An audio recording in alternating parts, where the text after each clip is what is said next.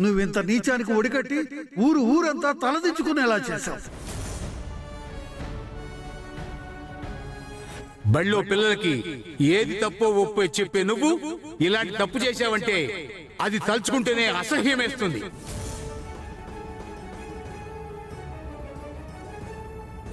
మోహిని ఇలాంటిదని తెలియక మా పిల్ల బంగారం అని చెప్పాం. మోహిని ఇలాంటి అమ్మాయి మాకెందుకు పుట్టలేదు అని బాధపడ్డాం. కానీ ఇప్పుడు అలాంటి అమ్మాయి పుట్టనందుకు ఆనందపడుతున్నాం బాబు.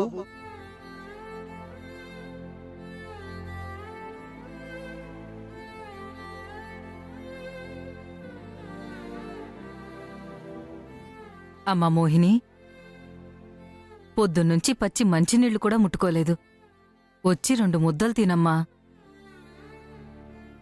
నాకు ఆకలిగా లేదు. నన్ను కాసేపు ప్రశాంతంగా వదిలేయ్ పెద్దమ్మా. అది కాదమ్మా. ప్లీజ్ పెద్దమ్మా.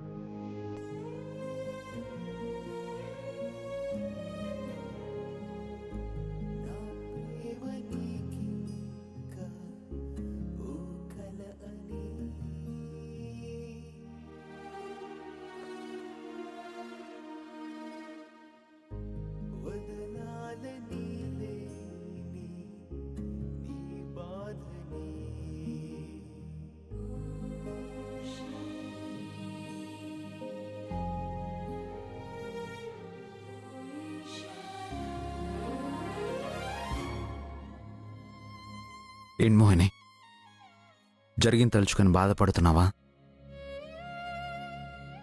మనల్ని అర్థం చేసుకునే వాళ్ళు మన గురించి ఏమన్నా మనం పట్టించుకోవాల్సిన అవసరం లేదు మోహిని.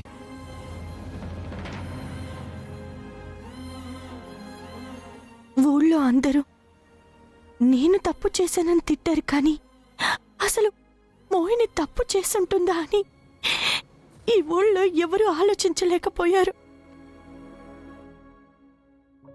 చిన్నప్పటి నుండి నన్ను పెంచి నా గురించి తెలిసిన ఊరంతా నేను తప్పు చేశాను అని నమ్మారు.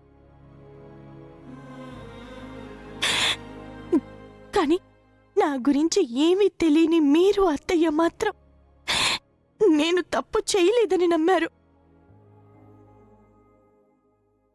నేనేంటో ఈ ఊరి జనానికి తెలిసేలా చెప్పారు.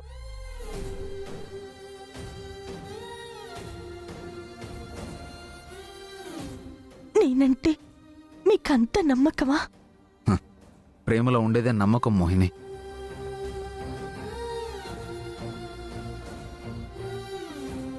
ఒకరిని అపార్థం చేసుకోవడానికి క్షణం చాలు. అలాంటిది నువ్వు తప్పు చేసావని నమ్మితే నా ప్రేమకు విలువే లేదు.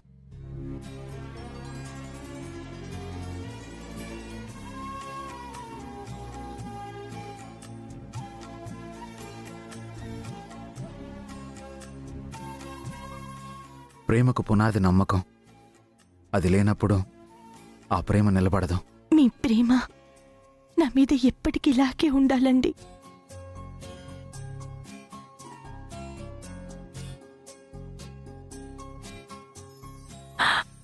ఇంకో విషయం, నా మీద నమ్మకం లేని ఈ ఊళ్ళో ఉండటం నాకిష్టం లేదు.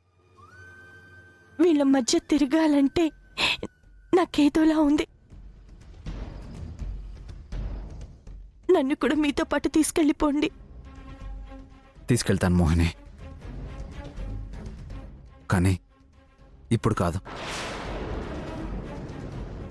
నేను నిన్ను పెళ్లి చేసుకుని దర్జాగా మహారాణిలా ఈ ఊరి జనం మధ్య ఊరేగించి నీ వైభవం చూసి అందరూ ముక్కున వేలేసుకునేలా చేసి అప్పుడు తీసుకెళ్తాను.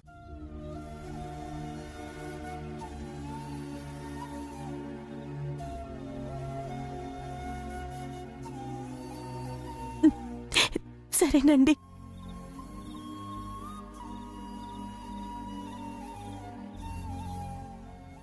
మోహిని, ఇంతకీ నువ్వు భోంచేసావా?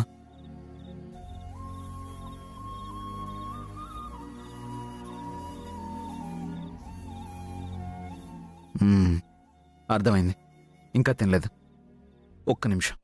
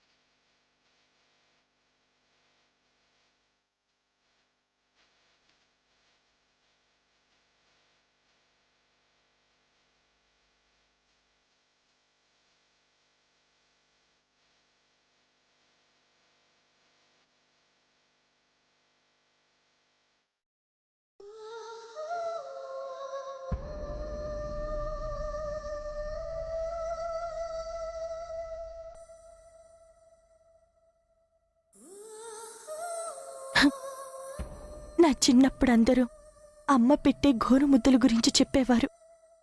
అది ఎలా ఉంటుందో అనుకునేదాన్ని. కానీ ఇంత బాగుంటుందని అనుకోలేదు.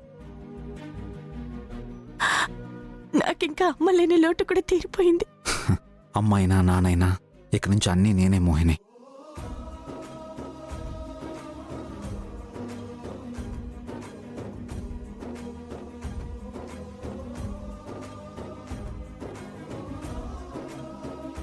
అవును, మీరు భోంచేశారా?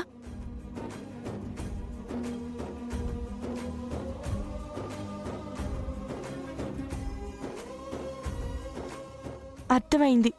ఇలా ఇవ్వండి. అయ్యో, ఇలా ఇవ్వండి.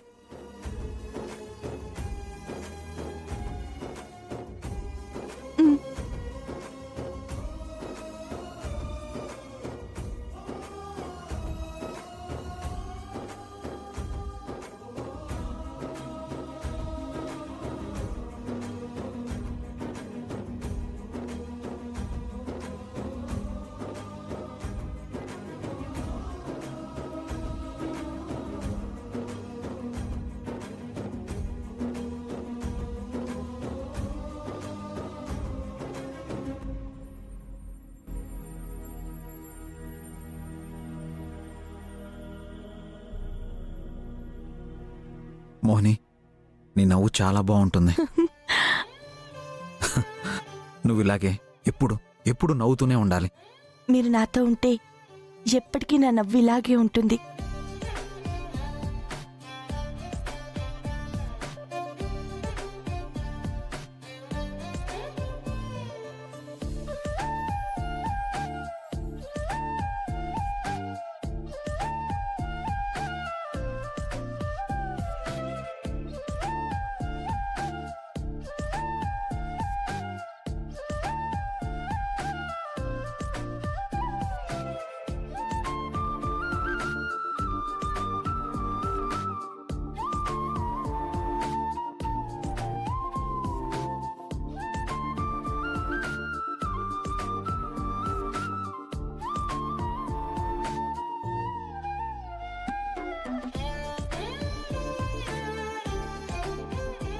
ఇంకేమీ ఆలోచించకుండా ప్రశాంతంగా నిద్రపో.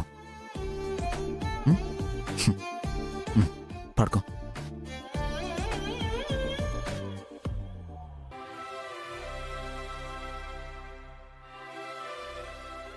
Good night Mohini.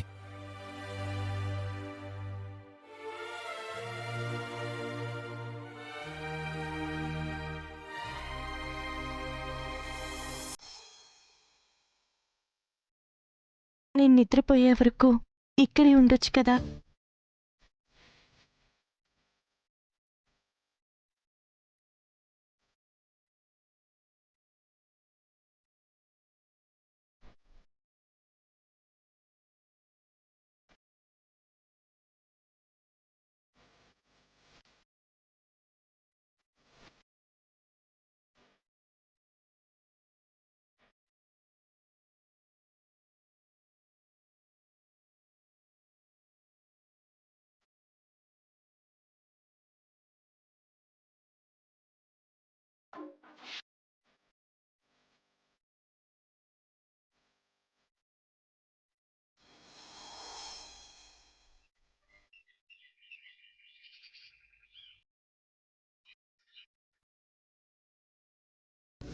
నమస్కారం పంతులు. నమస్కారం అమ్మా. కూర్చోండి.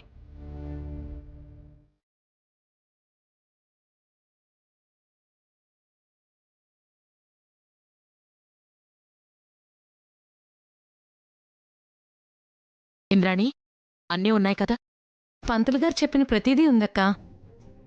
ఈ పాటికే మోహిని రావాలే, ఇంకా రాలేదేంటి? పంతులు గారు, నేను చెప్పింది గుర్తుంది కదా? చెప్పింది చెప్పినట్టు జరగాలి. తప్పకుండా అమ్మా.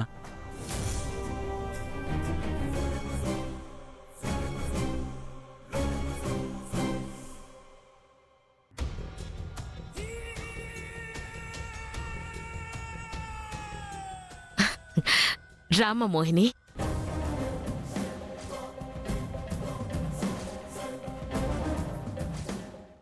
నీకు నిండు నూరేళ్లు. ఇప్పుడే నీ గురించి అనుకుంటున్నాను, ఇంతలో నువ్వు వచ్చేసావు. రామ్మా, రా.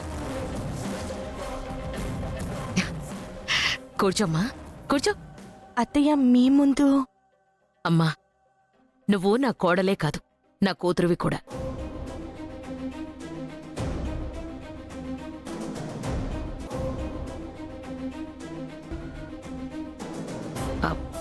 జిలేబీ, ఇంటికి వదినొస్తే నువ్వు చేసే మర్యాద ఇదేనా?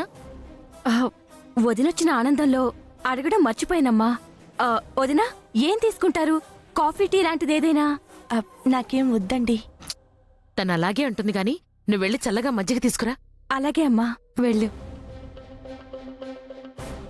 అమ్మా, అసలు విషయం ఏంటంటే మీ పెళ్లికి ముహూర్తాలు పెట్టిస్తున్నాను.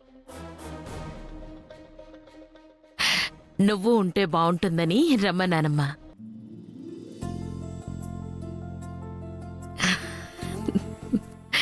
ఏమోనమ్మా, వాసుకెలా ఉందో నాకు తెలియదు గాని నువ్వు ఈ ఇంట్లో కోడలిగా అడుగుపెట్టి నా కళ్ళ ముందు తిరుగుతూ ఉంటే చూడాలని చాలా ఆత్రంగా ఉందమ్మా.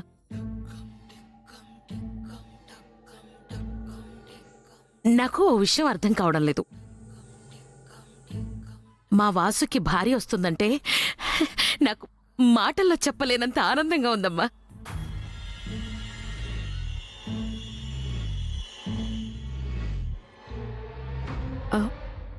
పిన్ని, అమ్మ చెప్పేది వింటుంటే అది నిజమేమో అనిపిస్తోంది. మరి అక్క యాక్టింగ్ అంటే ఏమనుకున్నావు? నాకు కూడా అలాగే ఉందత్తయ్య. తీసుకో వదినా.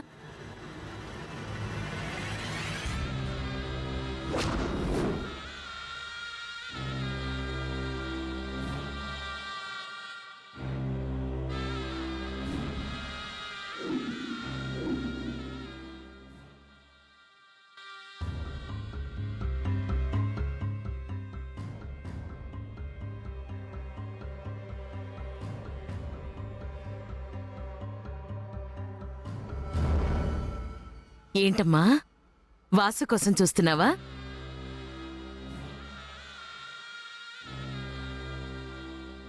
వాసు మిల్లులో అర్జెంటు పనుందని వెళ్ళాడమ్మా. వచ్చేస్తాళ్లే. పంతులు గారు, ఇద్దరి జాతకాలు చూసి దివ్యమైన ముహూర్తం పెట్టండి. అది ఎలా ఉండాలంటే ఆ పార్వతీ పరమేశ్వరుల్లా ఎప్పుడూ సంతోషంగా కలిసుండాలి. తప్పకుండా అమ్మా.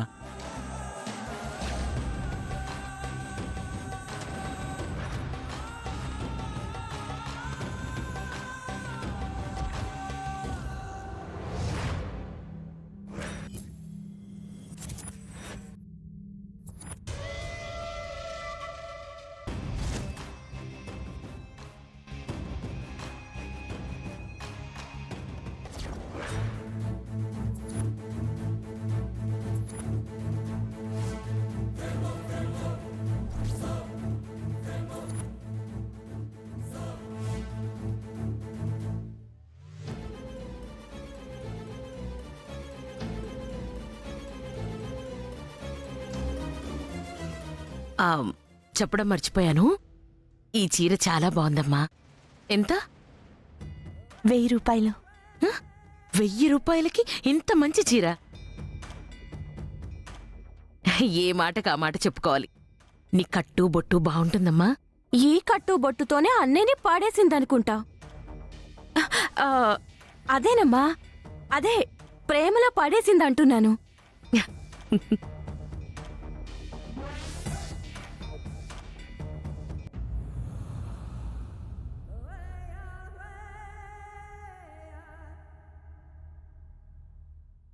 ఏమైంది పంతులు గారు? ఈ విషయం మీకు ఎలా చెప్పాలో నాకు తెలియటం లేదమ్మా. ఏంటా విషయం పంతులు గారు? ఇద్దరి జాతకాలు కలవట్లేదమ్మా.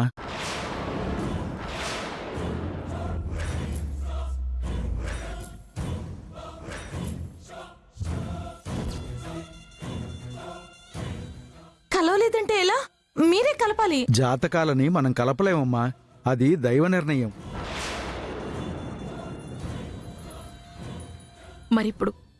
మరిప్పుడు ఏం చేద్దాం పంతులు గారు? ఇరువురి జాతకాల్లో గ్రహాలు అనుకూలంగా లేవమ్మా. ఈ పెళ్లి జరగడానికి వీల్లేదు.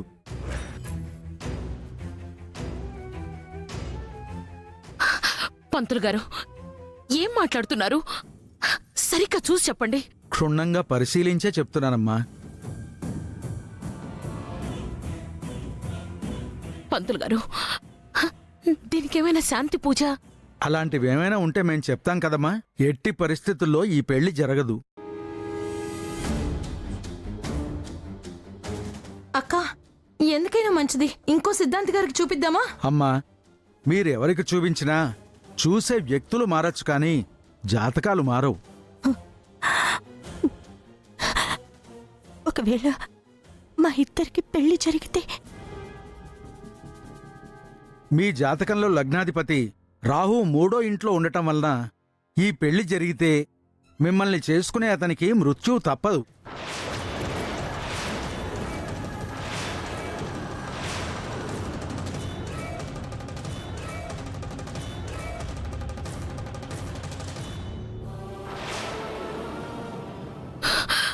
అయ్యో అయ్యో భగవంతుడా, ఏమిటి పరీక్ష? ఇందాకే కదా నా కోడలి ఇంటికి త్వరగా రావాలని, తన రాకతో ఈ ఇల్లు కళకళలాడాలని అనుకున్నాను. అయ్యో, ఈ విషయం వాసుకు తెలిస్తే తట్టుకోలేడు. అక్క, నువ్వెందుకక్క బాధపడతావు? జాతకాలు పక్కన పెట్టి ఇద్దరికి పెళ్లి చేద్దాం. ఇంద్రాణి, ఏం మాట్లాడుతున్నావు? ఈ పెళ్లి జరిగితే పోయేది నా బిడ్డ ప్రాణం. వాడికి ఏదైనా జరిగితే ముందు పోయేది నా ప్రాణం.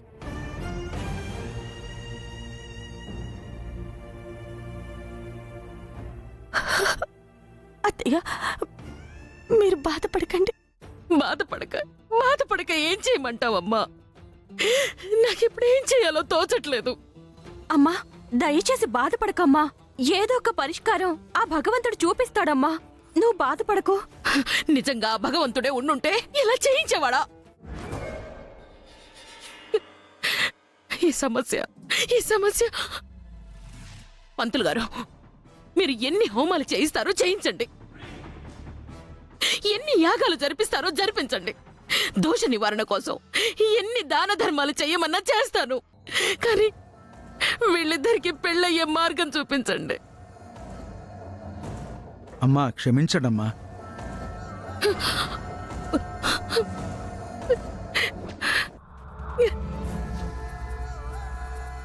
అమ్మా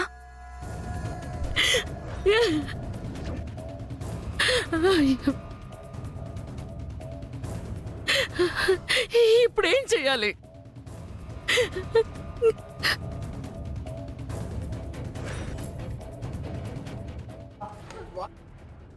వాసుకి ఈ విషయం ఎలా చెప్పాలి? ఎవరు చెప్తారు? ఈ సమస్యకు పరిష్కారం ఎవరు చూపిస్తారు? ఈ సమస్యకు పరిష్కారం ఎవరు చూపిస్తారు?